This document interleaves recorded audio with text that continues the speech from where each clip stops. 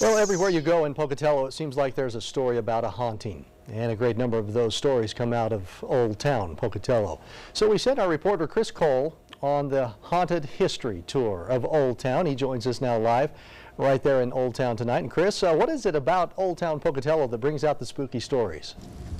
Well, Todd, there's a lot of history here, and with that history comes the stories of the people who lived here and died here. So for some it is just about looking for history, but for others it's about looking for signs of life beyond the grave.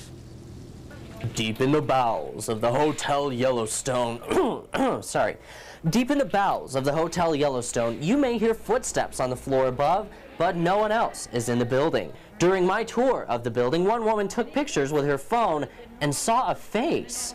A lot of people are scared of it. But the question remains, are there really spirits there, or do you just see and hear what you want?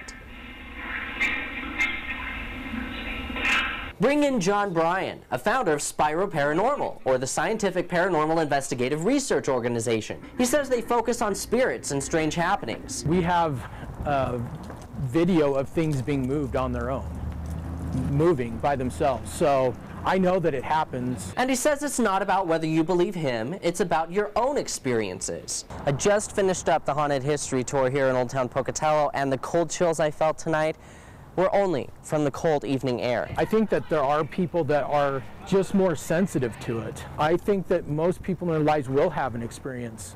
It's just up to them if they're going to recognize it or not, or accept it or not. But are these experiences also good for business in Old Town? One woman who had an experience was definitely a critic.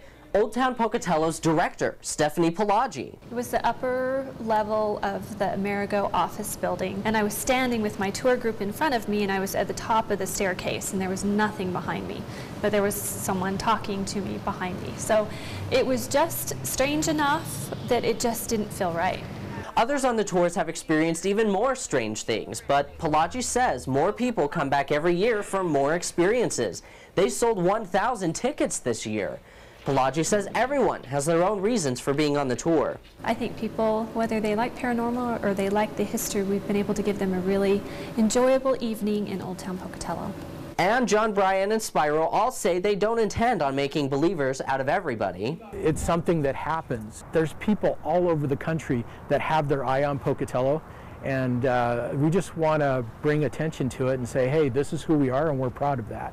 And for those looking forward to next year, there's actually a very historic building that's just outside of Old Town, and we're hoping to bring some of our tours, or a portion of our tour, to that building along with its surrounding grounds. And that's all I'm going to say. Now, for the history side of this, Pelagi says that the walking tours are really helpful in getting people here in Old Town and finding things they didn't know were here. But along with that, on the paranormal side, they're actually putting high-end condominiums here in Hotel Yellowstone, so people may have to look out for things they didn't know were there. Sorry, Todd, don't know what happened there. Live in Old Town Pocatello, I'm Chris Cole. You spent too much time on that tour. Yeah, good stuff. Very interesting. Fascinating. Chris, thanks. This year was the 5th year of the Haunted History Tour. They feature different buildings each year, as we kind of alluded to there. But a building that's been featured several times is Pocatello High School.